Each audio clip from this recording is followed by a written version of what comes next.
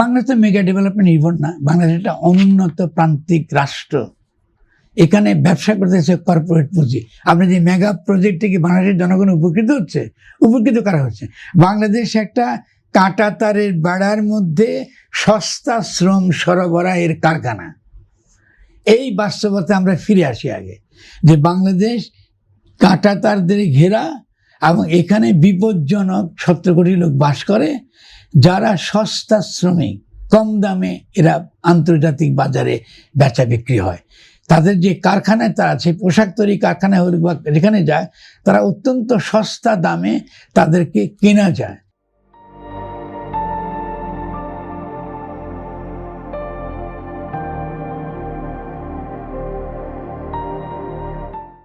এবং যে দাম তারা পায় তাদের মজুরির জন্য, সেই দাম দিয়ে তাদের দৈনন্দিন খাবারের খরচ জোটে না।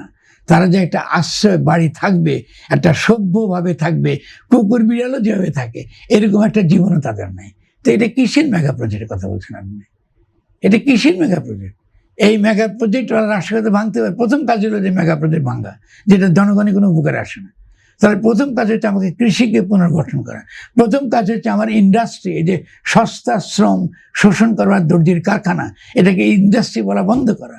কারণ গার্মেন্ট ইন্ডাস্ট্রির জন্যই আপনি ওই যে দেখুন ট্রাম্পের কাছে আপনি গিয়া কি করছেন, আপনি ট্যারিফ স্বাক্ষর করে আসছেন। কার জন্য? এই গার্মেন্ট ইন্ডাস্ট্রি রক্ষা করার জন্য।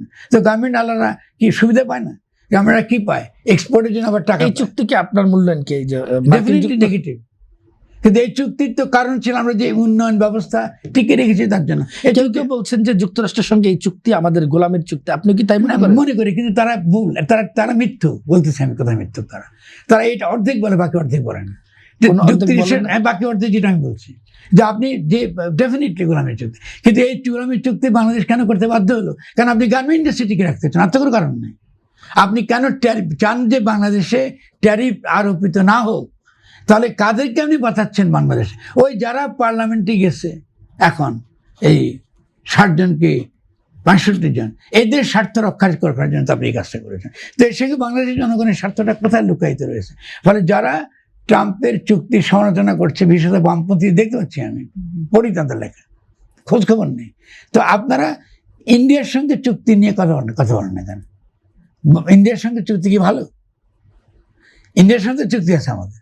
তো ইন্ডিয়ার সঙ্গে চুক্তি নেই, ট্রাম্পের সঙ্গে চুক্তি নেই। সংসদে রুবিন ফারানা বলেছেন তিনি তো আর বামপন্থী না। Good, very good. তার ফারানাকে তো আমরা সাপোর্ট করি।